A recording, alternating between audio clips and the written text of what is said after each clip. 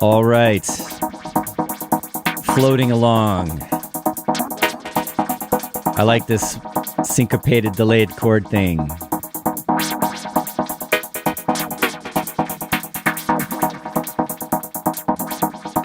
It's Electro Saturday today. Music-wise, keeping a little more on the chill, nerdy side. Who was first in the chat today? Luminous Cloud. What's up? We got Ordrerir here. Eric Emery is here. Sean Hodson. Just made it back in time for the show. Nice. Sean says he's out and about for Record Day. Is today Record Day? Record Day? It's also Earth Day. Spend some time outdoors and enjoy what we have while you're out looking for records made from petroleum products. I'm sorry. What's up, Manuel Gloda? Mike Harding. Mono Pong. Jean-Paul Bondy. Greetings, nerds. That's right. We're honest about it. Oxygen levels critical. Hey, what's up? Simple Sam is back. We got Data Rebel from the UK. And yes, Jean-Paul, we are listening to some vintage serotonin today. Live Society is back. Acid Bat is here. Right MZK. Hello, hello. Farning. I think that's it, everybody. Now the beats are coming in. This one's a Synapse track called Bubble.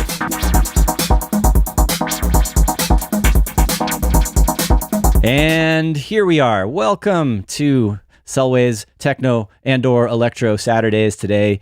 Keeping it an electro vibe, maybe a little bit of a hybrid vibe.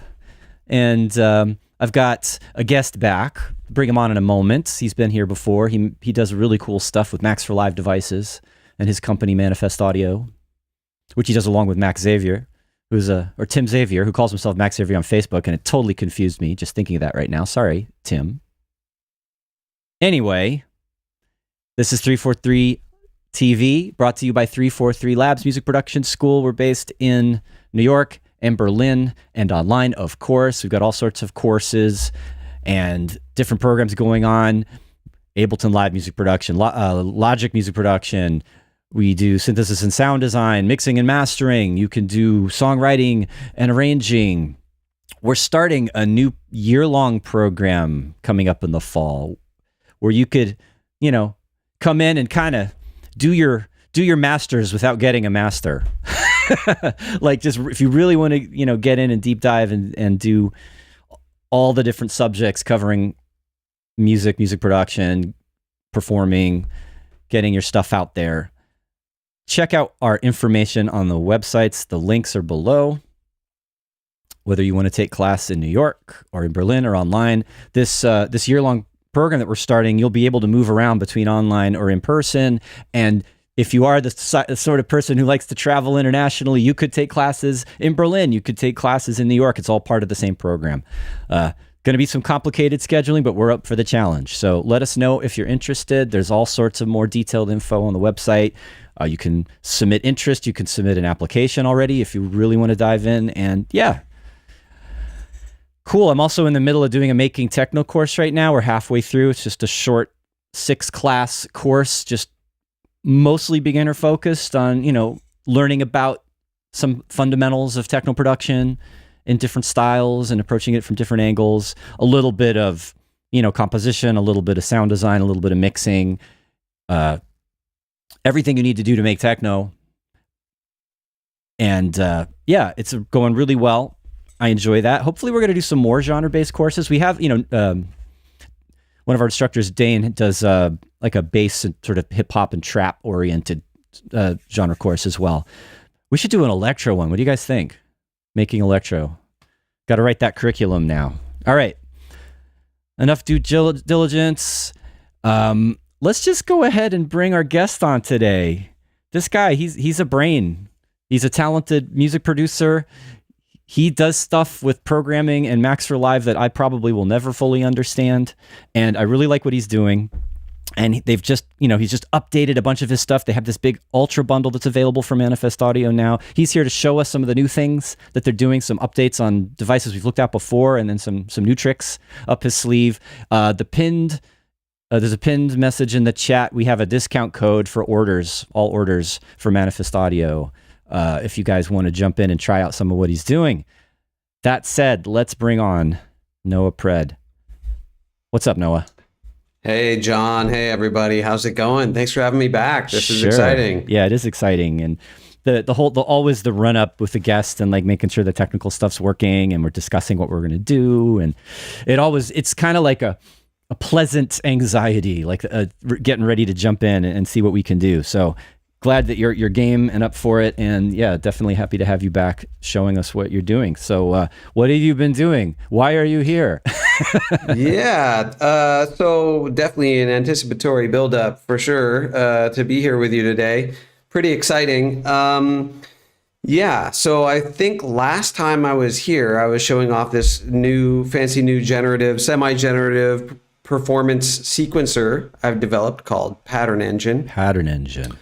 Which has just received a fairly significant update along with all the other devices that I've been building out. MIDI effects and audio effects, which together comprise somewhat of an integrated ecosystem in that all these devices kind of at least have the capability to function together and interact with each other in a lot of, I'd like to think, interesting ways. Mm-hmm. And so I'm excited to show some of the new updates, but also some of these ways that these devices can work together to hopefully open up new creative possibilities for people. So I'm going to show some of the updates to our paid devices. I'm going to show some of our free stuff. Oh, cool. Too. There's a lot of good free stuff. Yeah, there's some free goodies out there as well. So yeah, should we dive in? I think you have my screen over there. Yeah, we do. Let's just, yeah, I mean, like I said to you when we were getting ready, like you're the teacher today. You're right. Leading and we are following. So let's get going. Yeah, okay, cool. So a bit of a show and tell, bit of a share and teach maybe. So this is one of the recently updated devices. It's called Octopulse, and it's a bank of 8 pulse generators that work together in some unique ways. And I used it to create the drum pattern that's going to run. I only used 4 of the pulses, but here I'm triggering this kick on the drum rack, and it's just using the Max for Live drum synth modules. And yeah, so let's take a listen to it a little bit, actually. I'm curious to hear what this sounds like, and then you can like break it down for us. Exactly. So I've just got to get that pesky sequencer synced up with the black hole latency. There we go. And yeah, so what we have essentially, I'll just solo the kit for a brief moment, is this 3/16 note pattern from the kick, but I've got it going through a subtraction engine, which is actually the first Max for Live device we released. And this allows me to say, hey, never turn off the first downbeat, Never allow the 2 or the 4 to play through. That's a little electro tip. Usually you're going to want to leave those without a kick drum if you're doing some sort of breakbeat oriented stuff. But all the other possible drum hits in between have a 50% chance of randomizing every 4 bars. So I can like control on the one hand which steps randomize and which don't, and then the interval at which the others randomize, and I can make it so that some will randomize less or more often than others with these percentage sliders. And then I've got a snare over here. And actually, before I do that, let's just go and see if I set the 16th note as the bass rate. Now, if I set the multiplier down to 1,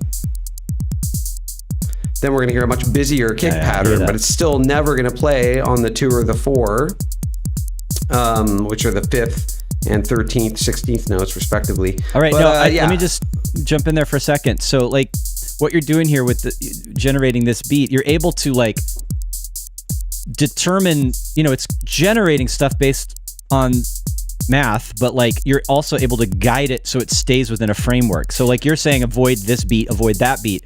You can have it so it's not interacting in a way you don't want it to, and so you can emphasize or de-emphasize things that keep it a specific type of a groove.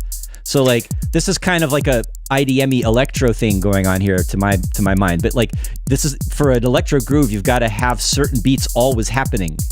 They can't just randomly change or it breaks the vibe. Right, and that's why I've got the first downbeat always happening. That's never going to be muted. And I've just disabled the subtraction engine briefly so everyone can hear what this 16 times 3 pattern sounds like. And I've got it resetting every 2 bars. So we got this sort of hemiola pattern restarting every 2 bar cycle. But then if I go and re-enable our subtraction engine, it's sort of selectively removing some of those kick hits, making it a little more spacious, but also ensuring that certain hits we don't want to hear never play. For example, where the snares happen. And so I've got this second pulse, also just generating an 8/16 note pulse, which is also offset here. And this is one of the new features with the octo pulse, which I don't want to spend too much time on, but we've got this whole new advanced mode feature where each pulse now finally has its own discrete offset and bar reset. So you can have a bunch of different cycles resetting at different intervals for all these different elements. And then, I'll enable this little rim shot here as well. I got to tell you, when somebody in the chat, CSS Element, is already saying my brain hurts. Yeah, I'll try and avoid getting lost too much in the weeds, but here's one of our free devices, this MIDI sample and hold. So it's taking every 16th note coming from our pulse that's generating the hi-hat here, and I've got it assigned to the decay. So that's why we're getting that sort of skittery pattern on the hi-hat that would otherwise be quite static. If I turn the depth down, then the hi-hats are just not moving around. But as I increase the depth, we get all this nice movement that's really a little more compelling, I find. And then just to get super nerdy on one of the features of all these free devices, all the MIDI ones at least, that is a little bit under discussed, I feel, is that right now it is randomizing every single note it receives, 100% times every single note. But I can say, let's increase that. And now you'll see that there's a gap there. Now it's generating a new random value every 2 hi-hat pulses that come in. And we can say only randomize 75% of those, for example. So now even the randomization itself is randomized. Okay. Just to create a little more movement or have a little more control. Like for example, with our MIDI envelope generator, it's fun to trigger an envelope only every 3rd chord stab or something. So instead of forcing it to generate every single note, you have a little more control. Got it. I have a question from the chat. Yes. The sequencer initially generating the beat that you're subtracting from and then doing other things. Yes. Is it Euclidean? That's a great question, and that is going to be a feature I plan to add. Okay. With version 2, I think it's on the roadmap. Let's say. Yeah. So before we go ahead, it looks like we're having an unfortunate little bit of a technical problem. Just a little hiccup here. Yeah, the screen share seems to have disappeared.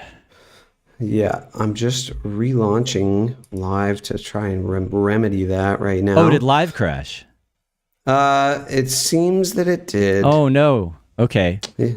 Yeah, so, I let the set go for 3 hours beforehand, which is maybe that's okay. A little long. Now, right now we're back. It's actually my DAW here. So I was wondering, and this is something that I was going to ask you maybe later after you showed us some of the stuff, but like, yeah, if you would like, we could maybe guide from scratch, like start with a sequencer, add in a sound, and do something, in the like as if you're just approaching it for the first time. Like what's a good like workflow? What's a good thing to start with? So just also pointing this out, if it continues to be an issue with the screen share going away, then we can switch over to this model where you're like teaching me and I'm making something in real time. So we have a backup plan. Awesome. It looks like I'm back up and running over here. All right, let's give it a shot. But yeah, I don't know. I have to maybe resubmit it to your streaming stuff. Got it. You might have to start video share again. Source, screen share. Yeah. Window live. There we go. All right. Give us some audio. It would be my pleasure. Fantastic. All right, we're back. Okay. Amazing. And seems Black Hole needs me to restart the transport 3 times. 3 is the magic number. So, yeah, I mean, if you're starting from scratch, one element that I recommend people using these devices, it comes bundled free with all of our paid devices, is this global hub. And that determines the scale and key that all of our devices are going to use. I've also got settings like global swing, for example, to impose the swing setting in all the devices in sync. You can also randomize to a new scale and key if you don't know where to start. Yeah, so it's what binds all of these devices together. So as we examine the pattern-based, it's pattern-based tracks, got the pattern engine on there, you'll see it's adopted that blues scale in the key of E. All right, so the global hub's on your master, and you've selected a particular scale, and all the other devices that accept that scale information that you load up in the project will follow what the global setting is. That's correct. Awesome. Yeah. And you can exempt certain devices from that. For example, in certain situations, you might want to leave, for example, a device that's triggering a drum rack as chromatic, because if you force it to a scale, maybe then it's going to miss some of your drum pads that you don't want. But so then you can just click this toggle to set it to local pin mode or toggle back to the global mode there. Cool. And so then like I do want to like get some concepts out there, but I also want to just play the tunes. So let's hear it. We started with Pattern Engine last time, and trying to get that third. There we go. Magic third time. I don't use Black Hole often, but so what we have here is a 5-step pattern, and this allows me to randomize the pitches, that sort of shuffle button. Every 4 bars, it's going to select a new pitch for those. And we sort of examined that last time around, but what we have now is this new randomization mode called Decide. And in Decide mode, I can specify 2 different note pitches. So in other randomization modes, these specify the minimum and maximum range of randomization, the highest and lowest it could go to. But in Decide mode, it's only those 2 pitch values that it can randomize to. And so one way to think about it is now, and I'll reduce the interval to 2 bars. What is what is being decided right now? Which instrument that we're listening to should be for the change? So it's the synth bass. Awesome. Right? And yeah, so in this advanced mode where you get access to all those advanced per step randomization settings, in that mode and only in that advanced mode, I can randomize with this small little dice. I can randomize those minimum and maximum values. Now, I might want to prefer to set them manually for whatever reason, to say I want a certain step to probably be lower and others to be higher. But one way to think about it now, and the decide mode has also been implemented in some other devices that make use of it in a slightly different way.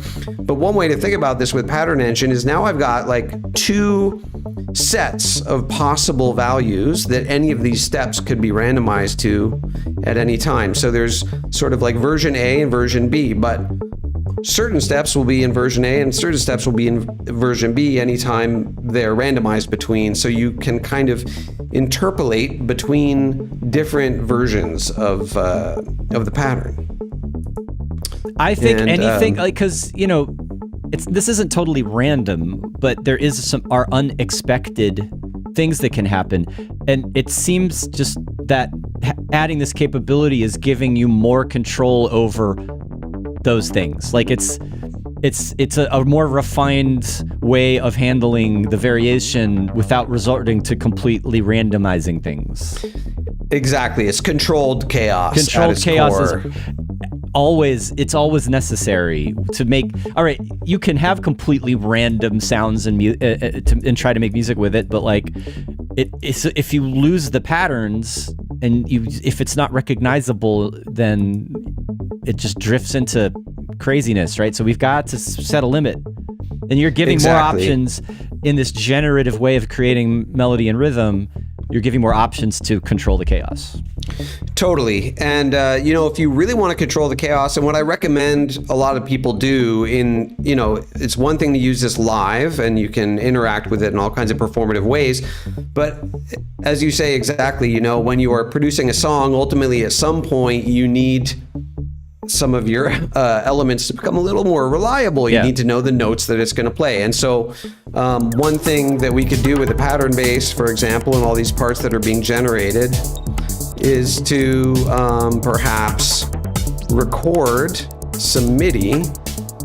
Yeah, always capturing the output of the generative sequence is a really good idea. Absolutely, and with Live 11's new take lanes, we can... Also audio, but yeah. Yeah. Let me just... Woo! Max is in the house. Max Wilds, our fearless leader here at 343 Labs. What's up?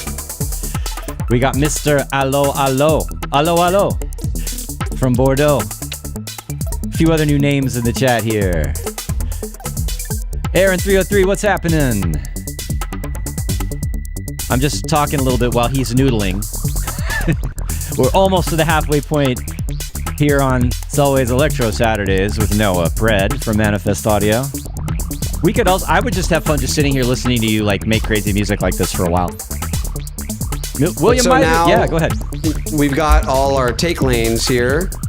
And we can just start comping together our favorite bits that we recorded from the Pattern Engine. So if you could scoot it over a little bit so we could see it. Right now it's... yeah, there you go. Perfect. Yeah, so this is a great way to capture the generative output from any of these devices to record some take lanes. You know, it's so funny, like I knew you could comp MIDI, but I keep forgetting to do it. Thank you for this reminder. It is amazing to be able to do that. Yeah, it's pretty cool. I mean, I could have comped it as audio just as well as MIDI, but MIDI I find a little more flexible, and then I can still go back and automate my filter parameters and whatnot. It totally makes sense in this situation with this real time, because you're not just using MIDI sequencing and generation, you're also using modulation to change the sounds. And if you want to keep being able to do that, once you commit that to audio, then but all those parameters are unavailable. So Totally. So one of the other things I want to show is this other utility that, much like Global Hub, comes bundled free with all of our paid devices. It's called X Relay, and it's a system that allows you to freely pipe MIDI to and from any channel in your set. And so in node mode, it's set to receive, and in relay mode, you can send MIDI. Okay. And so right now, it's actually receiving MIDI from that kick drum here. So if I go to the kick channel, you'll see I've got a relay sending on this relay conduit 9. There are 64 relay conduits you can choose from. And the reason I'm sending it here is I've got this very busy bass pattern. Which we like, by the way. There's a comment about that bass sound. It sounds really nice. Oh, nice. That's always good to hear. But, you know, it might be nice if it got out of the kick drum's way a little bit. And of course, we could resort to our standard Ableton Live compressor. Wait a minute. Are you saying that whenever the kick drum plays, we don't hear a bass note because it's being removed whenever a kick drum plays? Well, it will once I set the pattern engine to this side mode, so it's receiving that kick. Holy moly.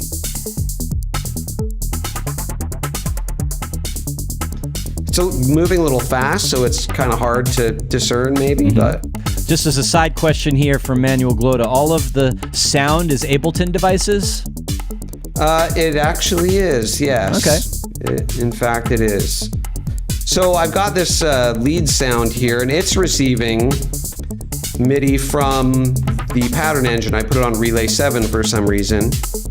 And this pulse engine is great for a lot of things, but it can also generate sort of ornamental ear candy kind of stuff. And that was my intention in sending it the MIDI from the pattern engine. And I'm just gonna double check and make sure. This is some high level stuff going on here. Okay, now we're hearing those notes come out a little more reliably.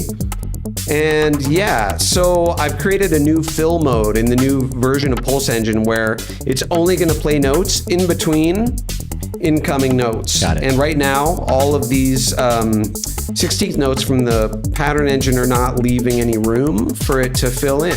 So what I'm going to do is go back to the pattern engine track and reduce the play chance here on the chance engine, and I think, oh yeah, I've got the chance that pulse will be generated set to 0%. So we won't hear anything until... What? So now it's having this sort of conversation, but it's quite busy still. So, you know, my preference for this kind of interstitial ornamentation, as I described, is to set the pulse probability a bit lower. And the variance is the chance that the rate of these pulses will change. This, of course, is adhering to the scale and key determined by the Global Hub. And I can set the pitch internally, or set it to be, you know, a certain amount of semitones higher than whatever pitch it last received, in this case, from that Relay 7. So hopefully starting to see some of the possibilities, the way these different devices can interact. I can hide the viewer, but it's kind of useful to see some of the notes. And we've got this hold percentage here. And right now we're not seeing any of the blue note output because it's in solo mode. But if I allowed it to play the pattern engine notes that are coming through, then we see them as this blue line here. But you can hide the viewer. It's just kind of useful to understand what's going on a little better. And one of my favorite new features I added to the Pulse engine is this note length decay. So within each triggered cluster of notes, each note within that cluster will become progressively shorter in length with this decay at a negative value. So yeah, that's the thing. That's the thing that's happening. Yeah, and then let's see what's going on here.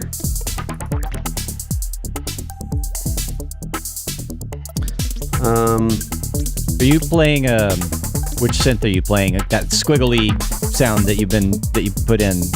That's just an instance of operator, actually, with a user wave I drew in to the oscillator earlier. I see. And a bit of FM from the second oscillator there. And gotta have some spread on that thing. Definitely. It's a little it's a little goofy sounding. I think I have to reinstantiate this Chance engine. I wanted to go back into that sound a little bit. When it's playing super fast, sort of glitchy, ratchety things, what's causing that?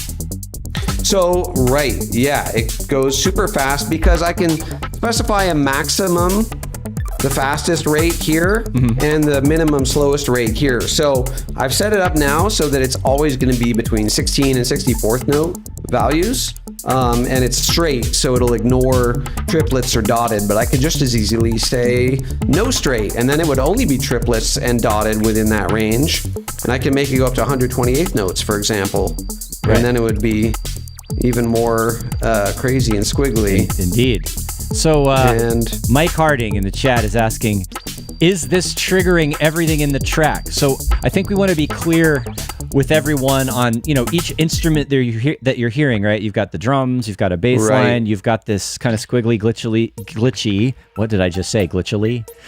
I just made up a word. Melody that's happening on top. And so let's just clarify what is doing what in this case. So for anyone who's just tuning in. The pulse leads are the one sound that we're hearing are being generated strictly by this pulse engine. Okay, so the pulse engine is the sequencer, basically. It's playing the notes. Right. And it's reacting to something else, though, right? Right. So it's only allowed to play notes when this pattern bass is not playing notes, because I've got it receiving MIDI from that track via my little node relay system. Okay. And it's set to fill mode. If I set it to free mode, it's going to ignore. Okay. It's just going to continue. All right. So whenever something isn't playing on the other track, it plays something. In fill mode, yes. And also in side mode. But the nice thing about fill mode is it takes those gaps between incoming notes as an opportunity to trigger a new rate as per variance. So it's speeding up and slowing down as well, the pattern. Yeah. Right. So each note off is a trigger to change this rate. So this otherwise in free mode, you can specify the span at which that variance will be triggered. So right now it's every quarter note that rate is changing. And we're hearing the sound is monophonic with a portamento, so it's bending between notes because they're longer note lengths. With a probabilistic hold there, yeah. Which is a cool effect as well. I'm not sure why it's stuck on that, but... I mean, this is complex stuff. Even the creator can get stumped by its behavior occasionally.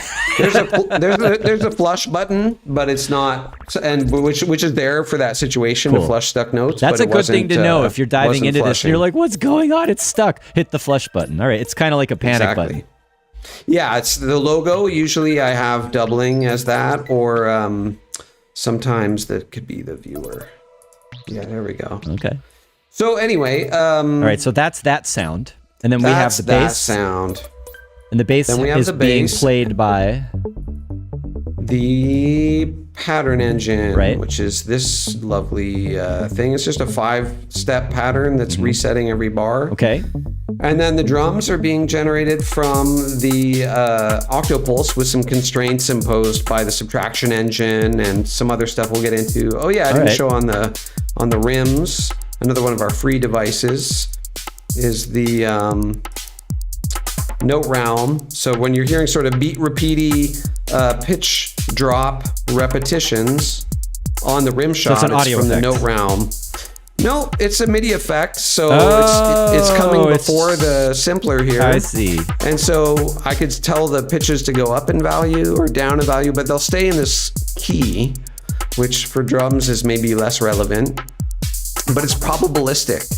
So we can say, notes round. So it's kind of almost like a MIDI delay, but it's also doing pitch transposition. It is a MIDI delay. It's a MIDI echo. Okay. But the thing that I came up with for this effect is, when you have a normal MIDI echo, the echoes just continue going up and then either stay at the highest MIDI note, which is like C8 or something, G8, I think, or kind of disappear. And I gave it this bounce mode so that when it hits a maximum value, it'll then reverse direction and start bouncing downward. Oh, okay. So I have to turn the velocity up. That sounds really cool. But they keep getting re-triggered because they're too close together. But if you put it on chords or something, and then again, all of those pitch shifted MIDI notes are within a scale as well. So it's staying within like a scale or a key. Exactly. It's all adhering to that global hub. All right. Manuel Glot is asking, how do you speaking of to when things are going wrong or crazy and you don't understand what's doing what, how do you debug this? Like, how do you figure out where you are? Right. Okay. That's a great question. I've done some pretty in-depth audio-visual installation work using these tools, and it's like that practice of creating some of those intricate experiences that drives my practice of developing these tools. It makes me realize, I need this to do that. And so I use those as opportunities to really thoroughly test all the devices. Can they run for 8 hours in this intensive situation? And I mean, I'm just keeping track of what's where, but I mean, I built the things, so it's kind of maybe easier for me to do that than necessarily anybody who might be using them. Sure. But let me just I also want to maybe reinterpret that question not necessarily in development of these tools, but like using them and making music, and you're connecting this to this, and you got these things interacting, and like, how do you keep track of that? And if something's going wrong, is there a quick way of figuring out what that is? Or any advice you have there, maybe? Well, it depends on what's going wrong. I mean, I haven't experienced that too much, but we've got devices like this Note Scoper, for example. It's just a utility. So you can see it's gonna show you like what MIDI is coming in. That's very valuable. It's kind of like when you're using Spectrum and on your audio. Exactly. It's very much like that. And I've got an audio sort of version of that. So it's showing the real time and the slow roll there simultaneously, along with the outgoing velocity and note in this example. And then, I don't want to get too into all of those, but another free tool, included in the bundle of paid devices, is a little track note utility. So I could say, sent through relay. I've seen some devices like this before. You can like keep track of things and help you keep organized, like writing in text, that kind of thing. Saving with the rack or whatever. Exactly. So just to give yourself little reminders. So all you ought to do is type directly in this little window and hit enter, and then it'll save with your set. Great. So that can be helpful for reverse engineering stuff going forward. I'm right in front of it in the window. I have to kind of get out of the way a little bit. Nice. So I'm just going to add a chance engine here to get some notes generated. So chance engine is designed to probabilistically manipulate incoming notes, but it can also be used in a generative mode, which is what I'm going to do here. So is that the chords we're hearing right now? Yeah, those pads that just came in. All right. So we're going to hear it in...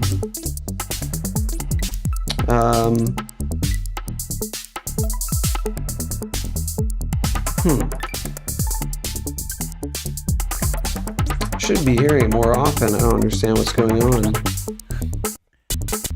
Whoa, uh-oh. That's a black hole again. Okay. Yeah, the whole internal audio routing thing can be problematic sometimes, but...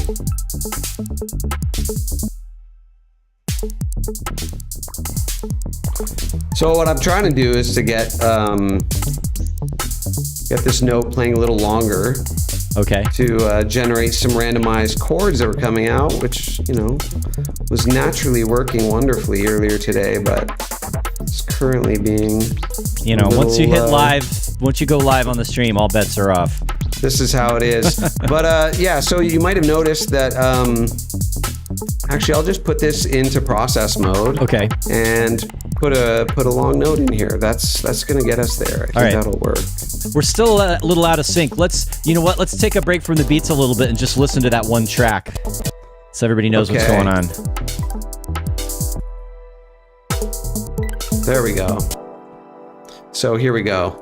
We've got these pads going through. And I'm randomizing the pitch. And you might have noticed that when I dragged it in from the browser, it automatically inherited that scale and key from Global Hub. And that's why I created Global Hub, is because I got really tired of navigating through this scale menu every time I brought a new device in. And so it's simply a way to, make that process a little easier. I think I want this just chord to be a little as an aside, longer. when you finish this track and arrange it, you have to do a section with just the chords because it's so pretty. Aw. You're such a gentleman, John. I am. I'm a sweetheart. So we've got our free little MIDI LFO on here, which is assigned to this wavetable position. It's hard to kind of hear, but it's got some fun features where, Live's MIDI LFO is great, but it doesn't actually reset with MIDI re-triggering, which is a nice thing you can do with this. That's important. I was just going to ask you, what's the difference if you're using the built-in stuff that comes with Live or whatever? What's the difference with the regular Live LFO and yours? And you just said one of them. What I can also make the LFO cycle probabilistic, so now it'll only cycle 61.4% of the time, or wherever you set this value to. Whoa, that's a new one for me. I hadn't thought of that. But it totally makes sense now that you've thrown that in there. I'm like, that could be very useful. Right. And let's see. I've got also like the filter frequency here, manipulated by this LFO, which is also in our free mod squad. And one of the things it does, so for example, the rates are a lot more flexible. I've got a base rate of one whole note times 4, so it's a 4-bar rate, but I could also do 3 or whatever, any value there, so you can get really creative with those. And I've got it, if you want normal LFO behavior with very smooth value changes, you can leave it on the default high quality setting. But for me, it's quite interesting to actually quantize that stepping, especially with a continuous tone like this pad. Stepping so now and quantizing a modulator like that's a really cool idea. Yeah, so now you're starting to hear the 30-second note in the change of the frequency as it moves up and down. If I set it to like 16th note dotted. There, it's really obvious now. And we can smooth that so that those changes are, we're hearing the stepping, but it's not like a that almost looks like a fractal waveform. It's like a waveform in a waveform. It kind of is. That's not a bad way to think about it. Yeah, let's see if our chance stabs want to do anything here. Okay. There we go. So I think it was something to do with the length of note I was trying to get the other chance engine to spit out. It was struggling with that for some reason, but so I'm just going to solo these chords that I have coming in now. And so I can say play every 16th note. And this is the chance the pitches will be randomized. And turn this down for a moment. But I'm just going to show how decide mode works here. So it's going to decide strictly between these two values. Okay, now that's like a really way too hyperactive pattern. All right. So I'm going to set it back to every 5/16 notes. Right? And then I could reduce the play chance. Then we're just going to get these sort of intermittent stabs coming through. Or I could set it back to that busier 16th note pattern. and then just bring the play chance down on those. So we occasionally get some more interesting doubling up, but still happening less often. And then one of the new features with the latest version of Chance Engine is this probabilistic swing. So I can apply a swing amount here, but there's zero chance they'll be swung. If I want to hear a normal swing on it, I would set the swing chance to 100%. But if you follow, you'll understand now that on a per note basis, currently there's a 46% chance that each hit would be swung by the allowable amount. That's great, because in real life, when you play an instrument, percussive or not, with a swing or a groove, it changes, and sometimes you might want to sound more straight, and sometimes you might want to sound more swung or whatever, and this kind of simulates that. Exactly, that was my thinking. And then down here we've got an additional randomized short delay for even more humanization. And what I was thinking would be cool to do with this feature would be to record the MIDI and then take the bits that have cool little swing artifacts and then export that as a groove, extract that as a groove to the groove pool. So it's a kind of, you can think of it as a groove generator, but I'm just going to turn that swing down for now because nothing else is swinging. But I did want to show that, you know, I have this mic plugged in with our X-Translate device. Oh wait, hold on. Before you dive into that, that's really amazing.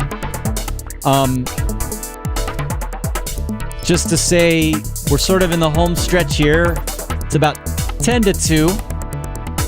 Hope everybody's enjoying nerding out with us and with Noah getting deep into these amazing devices. Now, in general, we had a question here from Koseps.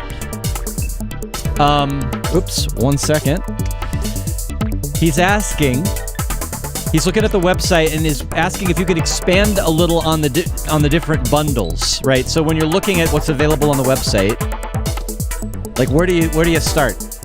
Yeah, so we have 3 bundles that we've just launched, and I'm very glad you asked because, like, yeah, my friends remind me to do better promotion, and I often forget that part. Yeah, so if you want all of our paid devices, you get the Ultra Bundle. If you just want the MIDI generators, stuff that we've been looking at so far, then you could get away with just grabbing the Max MIDI bundle. But if you want to use the audio effects, which we'll have time to look at 1 or 2 maybe in these final moments, then you could just get the Max Audio bundle. But the Ultra bundle includes all of our Max MIDI effects and all of our Max Audio effects, as well as all of our live rack toolkits, which you don't need Max for. But we just released a new toolkit. So the rack toolkits are just using regular live devices. Exactly. Okay. Yeah. But configured in some fairly clever ways, I would like to think. For example, we've got a bunch of audio chords. So you can apply a chord to any audio using the latest racks. Cool. With a selection of 67 different chord types. But this is getting way too busy. It's really busy. I turned the volume down a little bit while you were talking about the different packs. But I want to talk briefly about this audio effect that translates any audio source in real time. Ideally, it might be a guitar. I've seen some people using it to fantastic effect with wind instruments, for example. And I'm not doing anything with it yet. I've just got it receiving my mic signal, and you'll see it's set to relay 5. I've got the relay system built in, but you only need to use that with it in Live 10 and Live 11. I've got it actually routed to these Vox cords, and it sees that there's MIDI on that track, even though it's an audio track. Do me a favor. Sees it in there. Let's mute the drums and the busy stuff and focus on just what that's doing. Yeah. And then if there's time, what I said before, and I think we've got a request from the chat as well, if we can make at least one thing from scratch just to show the process. Totally. All right. So I'm gonna leave these funny little bits going here. But yeah, essentially, let's see. Oh, right. I disabled the... oh, here we go. Hello. So these are some synth chords that The relay is being used actually just to conform everything to the scale and key. But I'm taking the real-time MIDI extracted from everything I'm saying to you right now, and it's being expressed through this chord constrained to the scale and key with X relay, which if you use it for nothing else, at least it'll talk to the global hub to keep all of your tracks in that same scale and key you might be using for other devices. All right, so wait, And just hold on a sec. What are we hearing right now? Oh my God, that's crazy. So yeah, what you're hearing essentially, and I can repitch and adjust the velocity of the output. You're hearing MIDI triggering this pad of a wavetable, and it's being triggered by my voice. Okay, so your voice, the audio's coming in, and then something's listening to that audio and generating triggers based on the amplitude. X-Translate is in real time detecting the pitch and amplitude. Okay. And it's sending these pitches here and this velocity, and I've transposed it up, and it's going to stay also in that E blues scale unless you. Okay, and then it's being quantized to a scale. And I can quantize it rhythmically in real time as long as the transport is playing. So now we're going to get these kind of like slightly more rhythmic 16th note artifacts, or I could set it to 8th note. I have a question for you. Okay, so it's generating chromatic notes. Can it do in-between pitch information? Like, could this work with something like MPE to actually do like microtonal stuff? I mean, is that like a future idea maybe? There's a way to export the raw frequency information, but and yeah, I guess theoretically I could send that as an MPE signal. I could convert it to some kind of MPE signal. But most people are working with MIDI devices. Right. MIDI effects don't receive raw frequency. They need that frequency converted to a MIDI note that it can play. But the really cool thing here is that I've got this vocoder, and I've set the vocoder to receive the chords that are being generated from my voice on this other track. And so now if I unmute this, we're going to hear real-time vocoding. Fantastic. From my voice. I love this. And I can change the pitch. You know, one of the things about using a vocoder, and if you have to play chords and keys at the same time, it's really hard.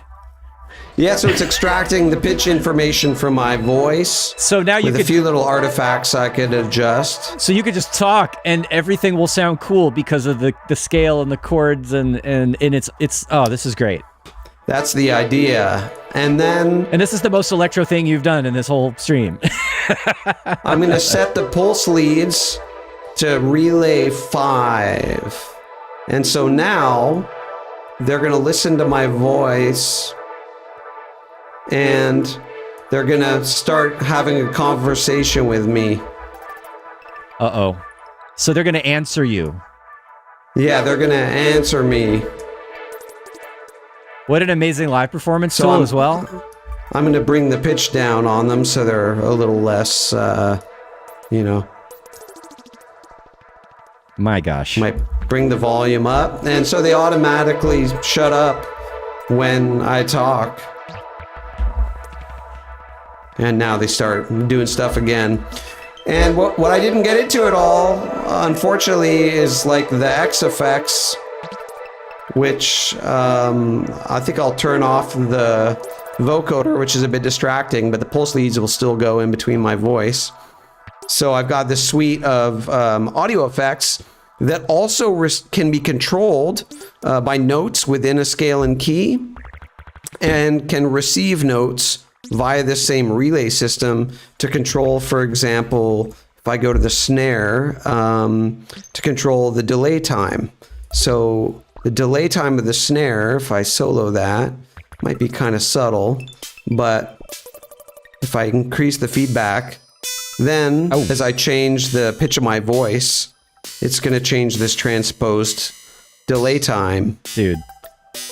So yeah, it's ultra nerd nonsense, and but a lot of this. It's great for the expressiveness, and especially like, okay, you can use any audio, not your voice, right? It can be any audio, but if it is your voice, Or like you could have like an audio instrument or just be playing a keyboard, and while you're performing or jamming, like whatever you play or whatever you say or sing is going to affect all sorts of sounds and things in the music, which is incredible. There's so many, I can imagine a lot of different ways to use this, right? And what you've just done with the vocoder is just one really cool example of that. That's great. Yeah, awesome. And I mean, it doesn't have to receive it from audio that's being translated through X-Translate, although that's a great option. It can also receive just from MIDI that's being played. So if I played some MIDI notes here, if I set this to a relay and put it on relay 13, and let's just write in a couple notes real quick. People are already asking for more time. They're like, no one needs 2 hours. Ha! I love it. I love it. So now this would be getting, let's hear. So I don't know if y'all can hear the delay time being changed because it's receiving that CG pattern. It's being conformed to the scale, I hear the key, pitch whatever, going up whatever. And down. You know, for everybody, exactly. Some people might be unfamiliar with the concept of using very short delay times with feedback to generate some like an oscillation. And that's a very also, if you're making electro, very classic effect to do in electro. Totally. And you can use it on vocals, whatever. Yeah. I've got, let's see, what do we have in the X effects? We've got, we have a comb filter. We have some utilities, X Connect, which allows you to, similar to the X Relay, you can pipe audio to and from any device in your set and sort of crossfade, blend it with the signal that's already there. So allows for much more flexible audio routing into, for example, chains on a rack. Got it. But anyway, we've got like the X filter. So that would allow you to play a resonant low pass filter that's following a MIDI pattern, or inversely, you could remove notes around. For example, a bass line that's moving around, you could use that to control a notch filter to pull those exact frequencies that is playing out of some other element that might otherwise conflict with it, for example. So it's also a mixing tool. It's also a mixing tool, dude. 100%. And we've also got a harmonizer, which there's a bit of latency. So probably drums is the worst example to put it on, but it's just also connected. All of these are connected with the global hub, scale, and key, as you can see there. And if I pin it locally, it sort of like looks more active or whatever, but in global mode, it shows up like that. And then you can also add your different frequency shifts. Cool. So listen, it's just after 2. I don't mind going a little longer. If possible, if, you know, because we had that request from more than one viewer about starting a new thing from scratch just to see the workflow. It doesn't have to go crazy, but like if you were to add a part to this, right? Right. Like what would you know, well, you kind of first need to decide musically it's already pretty busy, right? What else is going to fit in here?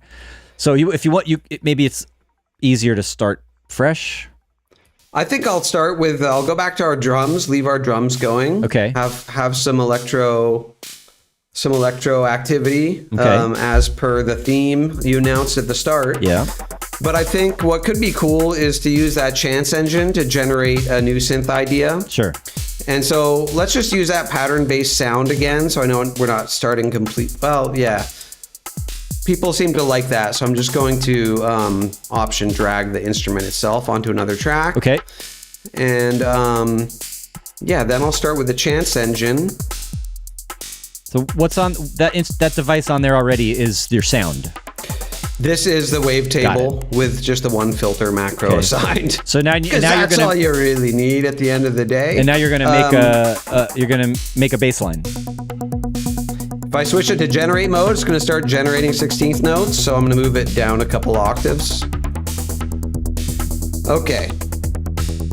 So right away, I can just add a bit of octave randomization with some hold randomization as well. hold is going to do what? It's gonna sustain or hold the note to enforce a glide. Okay. So shorter, longer notes. So it's the chance that the notes will glide because it's a monophonic synth with glide enabled. Got it. And I could create a more interesting rhythmic pattern, for example, every 3rd 16th note, resetting every bar. And I can offset that so it's not starting on the 1. So now that pattern is starting on the 2nd 16th of the bar. Got it. Okay, so for any parameter that's not clearly labeled, they're all info view annotated. So you can always just hover over with the mouse and you'll see there in the lower left, pulse rate, offset multiplier, loop reset, everything is described. But now I could start randomizing the pitch, and it turns into, generative, melodic, sure, whatever. So before it was just doing octaves on one note, now it's transposing the note up and down over time. Exactly, and the octaves will still be transposing, but this is like the pitch within an octave that's being randomized, but by default, that pitch is being randomized every single note. So I'll just go back to our full 16th note pattern, and we can say, much like I was showing with the sample and hold, that we don't want to necessarily generate a random value every single note. We can say, generate a new pitch every 8 16th notes. It'll inherit whatever that base rate is. So I'll turn the octave off so we can hear. So now the pitch is randomizing every 8 16th notes, but you can set it to something weird like 15.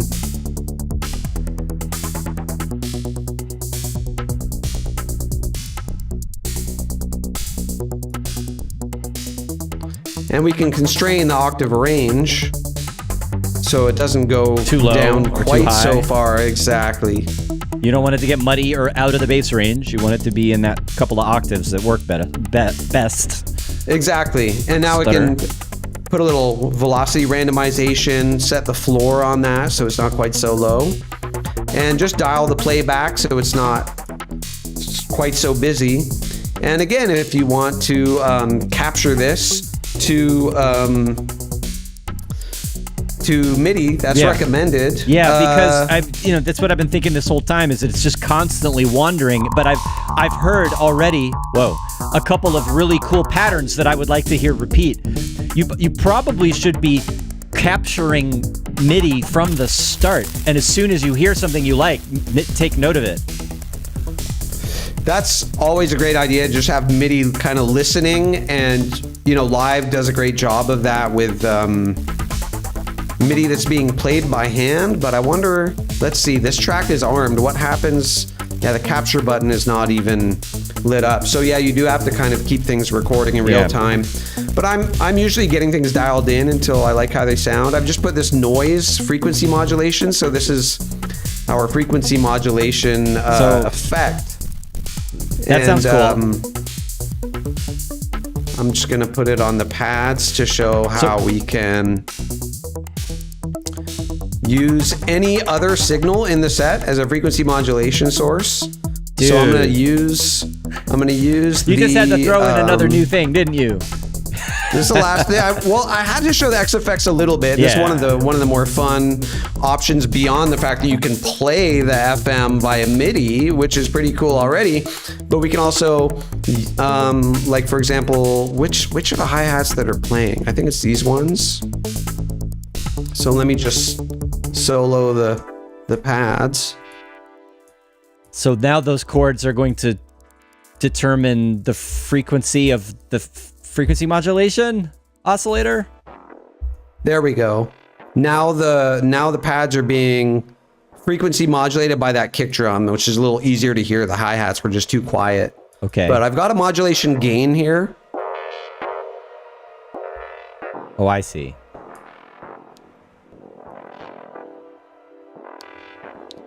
And all of these X effects, they've got the output settings with the scale and key, glide if applicable.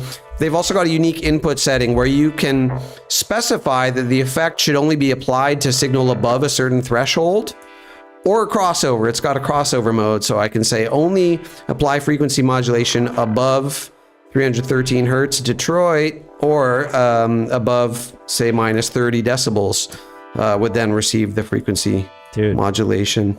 And that's for all the X effects. They all have those input settings. That's great. And as well as an attack and decay time to control how the effect is applied when the signal does exceed that threshold. So yeah, I'm sure it's been like a lot for people, maybe there's hunger for more. I don't know. I know we've gone over time, but I'm also eager to take any questions that might have come up.